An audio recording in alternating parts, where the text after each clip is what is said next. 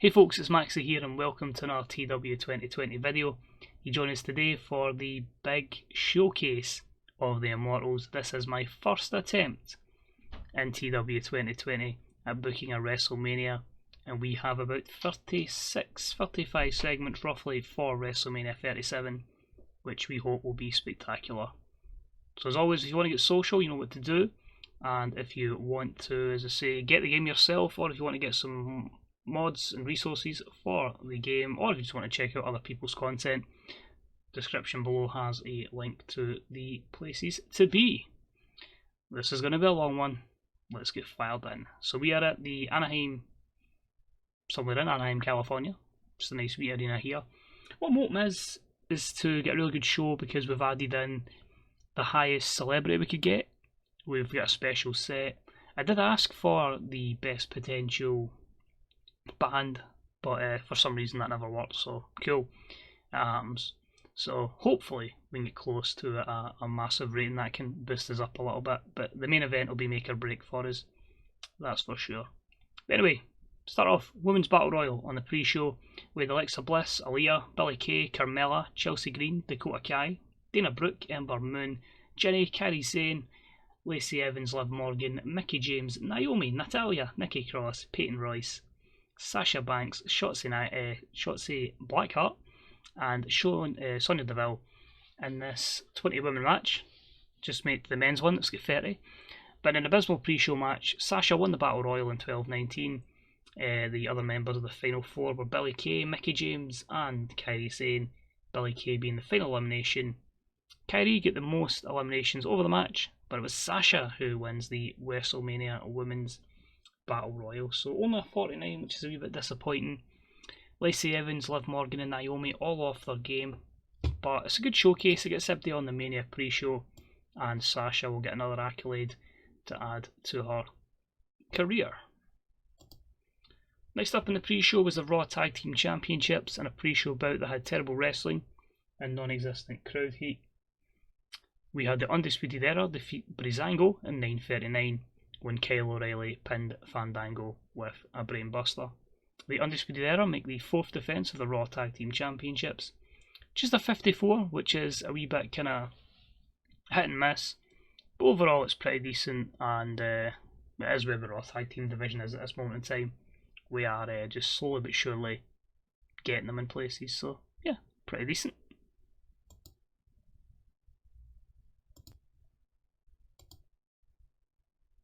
Next up was the male Andre the Giant Memorial Battle Royal. In this one, Akam, well, I'll just let you see the names there while I read out what happened in the match. You can see for yourself, there's that many. But in a terrible pre-show matchup, Austin Theory won the Battle Royal in 16:26. The other members of the Final Four were King Corbin, Bobby Lashley and Finn Balor, and it was King Corbin being the final elimination before Austin Theory took the win. He also got the most eliminations. As I've said before, he's that young where he can basically put him in the main event for about 15 years, so if we can get him up to that level as quickly as possible, then the better. But how's Chad Gable just debuted his shorty gimmick? Gable's been on SmackDown plenty of times and I've never changed his gimmick. Oh, please don't tell me I think I'm going to get a Scott Dawson issue here. If anybody watched a lot of my TEW2016 stuff, Scott Dawson just had continual glitches with his character where he kept gaining performance skills and never improved. So hopefully that's not the case, because I had big plans for Chad Gable, but I guess we'll maybe put him to NXT. But a 59 anyway, and the win for Austin Theory. Now it's time for actual WrestleMania. So over the top entrance for the big dog when he punches the ground and a lot of fireworks go off, the pyro goes wild. Just a 70. Roman's performance was fantastic, got the crowd off. We'll get the show at a good start, got the crowd hotter, and of course I said the lack of anything interesting happening always happens with these, but you would have Roman making this kind of entrance at WrestleMania. Good matchup, Roman Reigns defeated AJ Styles in 17:48 with a spear. These two worked well together, got the crowd hotter, an 81 performance. The big dog has his day, and AJ Styles has a gimmick that's getting stale. I would explain what's going on with every storyline, but it's going to be a long show, so we'll just give you the results and what happens. Next up, a promo from The Miz on John Morrison. This feud's been going on for a while. and they have basically managed to blag themselves into a triple threat match for the IC title. That gets 73. That match itself was spectacular.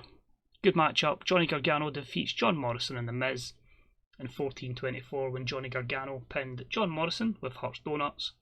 And this was Johnny Gargano's 16th defence of the Intercontinental Championship. Carried the match up. He's been absolutely sensational for me. And this match could have probably been even better if John Morrison wasn't carrying an injury which took a toll on him. But yeah, good win for Gargano. And he'll go into strength for strength, basically.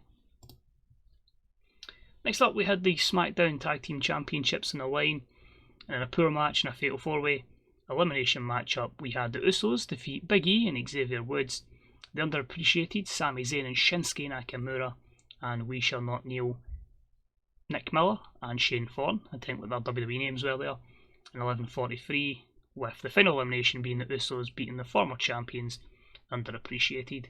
Kofi's out with a damaged spleen at the moment, which is why it was Big E and Xavier Woods. But I just felt like it was a good run with the belts for the underappreciated, and I feel like the Usos can carry the tag division going forward. So 61, not too bad there. This one's been a very personal feud. Tucker just getting really annoyed by Otis winning the title, winning the Money in the Bank, and always just having time for Mandy.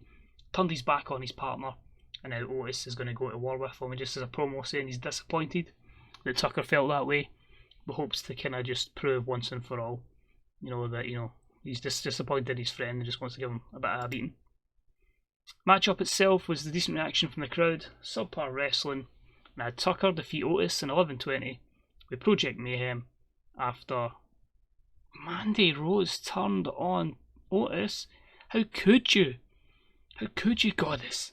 61 there, and Mandy Rose, complete success, turns heel, and she is now the partner of Tucker. Controversial. And then after it, the two of them just beat down Otis, and then Mandy Rose just gives Big Tucker a kiss and all that, as you would do. Next up, Randy Orton comes out, and he's basically said he's been facing NXT guys for ages. It's a big opportunity for someone at WrestleMania. Who wants to come and face the legend killer? Who wants to try and kill this legend? Answered by the former NXT champion, the Velveteen Dream. That getting 83, so that's a good start to main roster life for the Dream. And their matchup was a bit disappointing. 67. The Dream defeats Randy Orton in 17:53 with a power line. A 67 plays a 70. Have they bumped the crowd out already? Nope, they are very hot, but just Randy Orton penalised by inconsistency. But yeah, I'm quite disappointed that match flopped as much as it did. Anyway, next up was the SmackDown Women's Championship. And about that, I had a decent reaction from the crowd, but subpar wrestling. Rhea Ripley defeats Tessa Blanchard in 19:31 with Soul Food. Second defence of the Women's Championship for Rhea. It's only a 62, it was a tricky one to try and guess who I wanted to go over, but we'll keep the dominance of Rhea Ripley going and back to the drawing board for Tessa Blanchard. Next up, Daniel Bryan cuts a promo on Karrion Kross. The matches keep on coming, as he's basically been targeted by this newcomer to the main roster, and he says tonight they go to war. It's an ultimate submission matchup, and he's going to make Karrion Kross tap out in a 73. And you know what happens when a babyface promises what they're going to do? They fail. In a good matchup, Karrion Kross defeats Daniel Bryan in an ultimate submission match by 3 falls to 1. Just a 77, Bryan with 83 performance, Karrion Kross with 69. Let's have a look at the negatives for this one. Inconsistency and stamina, but still, I'd say it's a decent thing. It should make Karrion Kross. I'd hope his overness can jump up to the 70s, which we look at the end of the show as well. Next up, Drew McIntyre hyping up his match with Adam Cole. He says the Undisputed Era's been nothing but a thorn on his side, and he's going to take them over, he's going to beat them up, and he's going to reign supreme. So 83 for Drew McIntyre as Adam Cole tries to make a name off him. And yeah, this one wasn't as good as it's been either. The crowd completely burnt out. Superb matchup, Adam Cole defeats Drew McIntyre in 24:50 with a flying crossbody following a distraction from Roddy Strong, obviously with interference as well from Kyle O'Reilly and Bobby Fish, as you can see there. 75. I think the crowd has been burnt out already. Yep, they're starting to get burnt out. So, do we do it? We're going to do it. I'm going to press pause in the video, and we will be right back from this intermission. So back from our intermission, we'd basically added in an angle there where Aaliyah just talked to the crowd to try and get them to cool down a little. That didn't work. So I've had to move Bayley versus Lita. And we also made this a cool the crowd match up just to try and get them back down to reality. And then hopefully, as I say, we don't burn the crowd out later on. Although we do have another appearance from Aaliyah. But anyway, in an abysmal dream match, you could say, Bayley defeated Lita in 8:36 with the Bayley to belly suplex. No dream match up here, a 39. Probably hampered by the fact we had to make them cool the crowd down a little bit, but still a great moment for Bayley and a big win at WrestleMania for her. And Lita, well, she'll be gone because her contract's up in a couple of days. Next up, we had Zelina Vega saying that basically Angel Garza is going to take on Aleister Black. She's going to take back the US Championship. And that was a 63. That got the crowd a wee bit hotter, so obviously still a bottom out crowd as well. So we're going to have to continually try and cool down the crowd. That could be interesting. We could have really fucked this show up. And it doesn't help the fact we did make them steal the show. I've made a mockery of this. In a good matchup, Aleister Black defeats Angel Garza in 12:04 with the end of the line. And it was the third title defence of the US Championship for Aleister Black. So no danger I was taking the title belt off him at this early stage. But yeah. I didn't push him enough in the last game and I felt like this game would do. So a 72. And I think the crowd is going to be completely burnt out still. Badly burnt out crowd. Burnt out a hot crowd. Oof, we are not going to have a good end of the show, that's for sure. But the show must go on. Next up we had Tommaso Ciampa defeat Samoa Joe in 1812 with Project Ciampa. This was a 64 rating. It seriously burnt out the crowd here. We've had a few predictions of low match ratings and I think we are seriously going to get that. But Joe with a 76, Ciampa with a 70, and this is going to be another case of the crowd being completely burnt out here, which is really, really worrying at WrestleMania, so don't ever book a 10-hour WrestleMania. After this, Ciampa celebrated his victory before Samoa Joe just decides to beat him up to send him away packing.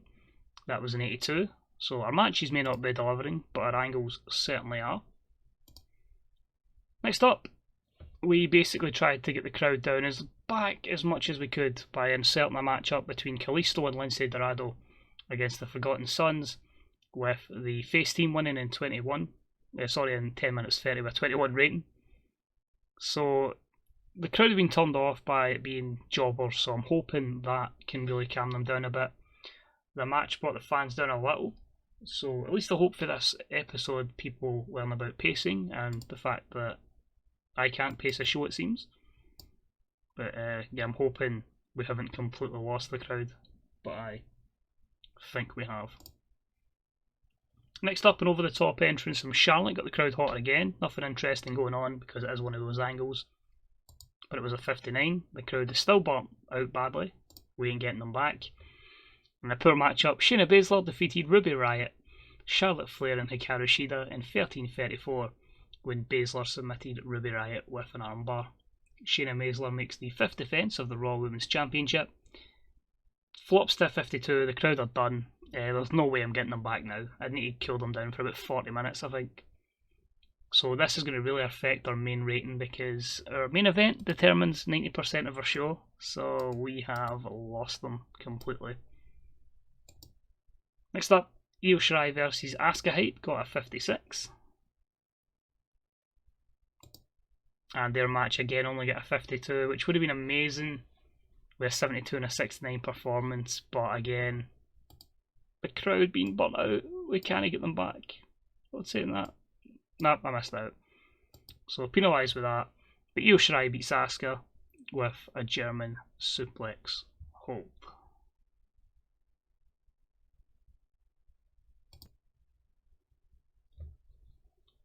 So I panicked again and added another match, hopefully with a bit of length that can calm the crowd down. So out of nowhere, Keith Lee and Roddy Strong have got a match against each other. So about that had subpar wrestling and little heat. Keith Lee defeats Roderick Strong in 1932 at a power slam. Again, just a 41, but we're trying to calm this crowd down. We need them for the main event, or this event's going to flop. It's still a severely burnt out crowd, but I'm hoping that's maybe brought them down a little bit, because that's 20 minutes worth of action.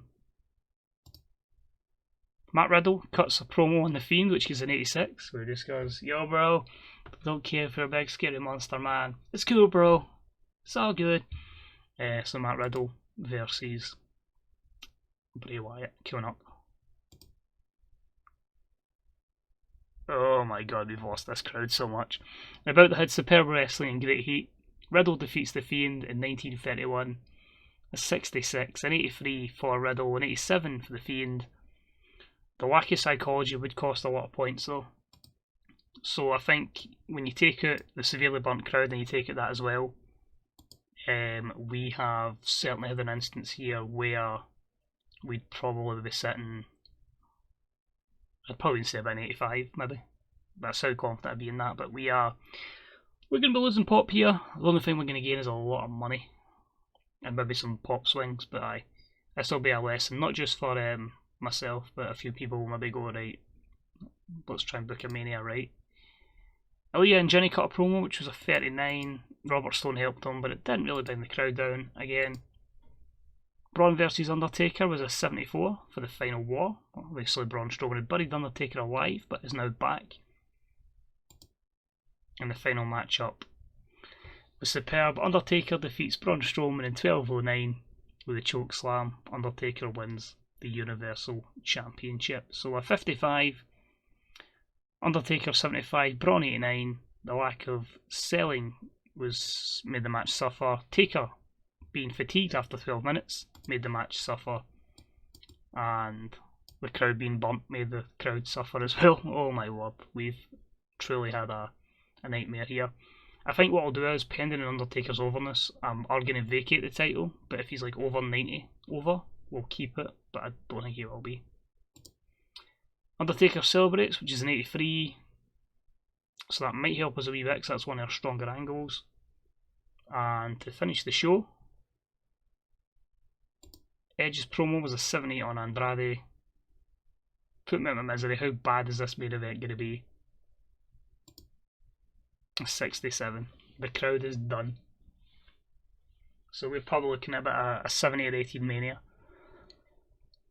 Well, you always have to do one to learn where you go from there. But about they had great wrestling and good heat. Andrade defeats Cesaro, Edge and Seth Rollins in 27:52, when Andrade pins Cesaro with a Brilliante driver following Zelina Vega's interference.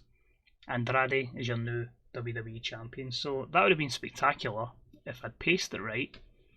Unfortunately, I think I've paced any pay-per-views right. So I'm thinking when I get to Raw and SmackDown, I'll maybe even go brand exclusive pay-per-views just to give me a chance, but pretty poor. And I'll say about 70.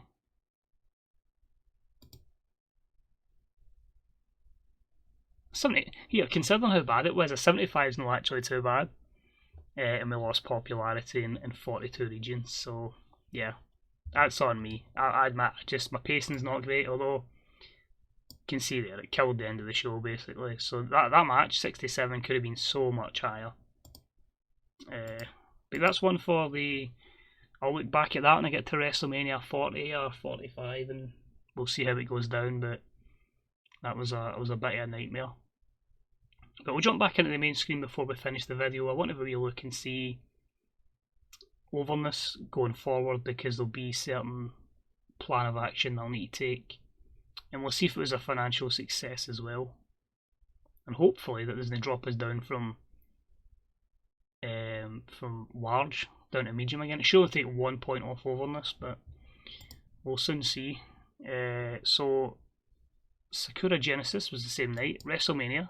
People enjoyed it apparently. That's fine. Let's have a wee look. WrestleMania week's underway. Oops.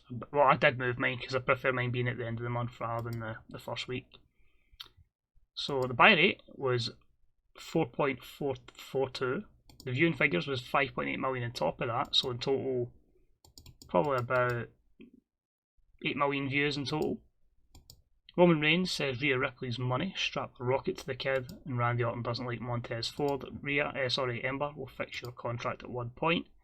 Size, that's not too bad. 78s, we're still over the large amount by 1, so that's good. We just need to work on, as I say, some places to get closer to Titanic. Financially, we made a loss of 3 million last month, although most of that was on me upgrading media again. So even though we're at 86 million, I have spent 25 million upgrading media. So that's our network within the last month. But pay-per-view revenue was up, ticket sales was pretty much the same. So WrestleMania didn't get any special treatment from the Elimination Chamber. Sponsorship was down a little, merchandise was down a little. So wee things that wouldn't normally be there, but it's cool, man. We're still on a good bit of money, regardless. So, a lot to learn. And let's have a look at the overness. Let's see who's been affected by what. So, Bray's down to about a 79. So, he's dropped down quite considerably. Adam Cole, a couple of 83s, 84s in there. Good to see. AJ's not too bad. Mid 74, 75. Aleister Black, 73, 74s. The champ, Andrade barely gained anything out of that, so that's not ideal. Champs are struggling to get over. Angel Garza, the 68s. Austin Theory, roughly about 54 over. Your Battle Royal winner. Looking back down, Lesnar's still way over, so he'll have a match up when he needs it. Cesaro's capped at 70, so he won't go up. He won't go up from there. He can certainly go down. Daniel Bryan, 67, 68 over. Who else have we got here that gets stuff? Edge, 72. Who else was used at the pay-per-view? Io Shirai, 59. Usos, 57 and 61 respectively. Johnny Gargano, still 80. Karrion Kross would have had a big gain, 73, 74. So a wee bit on Daniel Bryan. Who else have we got? Matt Riddle, 83. I think he might be capped at 83 because that's all solidly at 83. So that's a wee bit worrying. Otis, 59, 60. Randy Orton, 59 over. We've destroyed Randy Orton's overness. To give you an idea, 80 overness to 59. So Randy's been putting people over. Rhea Ripley, 59, 60. That's fine for her. Roman Reigns will be still at 79. He's capped. Samoa Joe dropped a good wee bit with his loss. Sasha's at 55. Seth, 79. Shayna Baszler, 67, 68. Who else have we got? Tessa, 58s, 59s. The Miz, 73. Undertaker, 84 capped. Right, he's vacating that.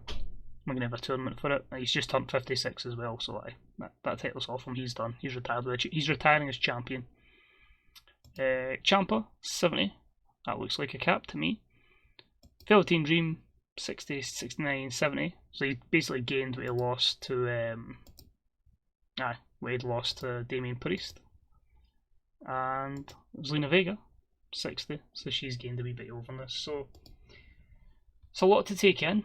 It's not the greatest show in the world. We certainly need to learn about match placement, but hopefully we can do that going forward. So I'll finish up the video by just letting you see, search active Universal Champion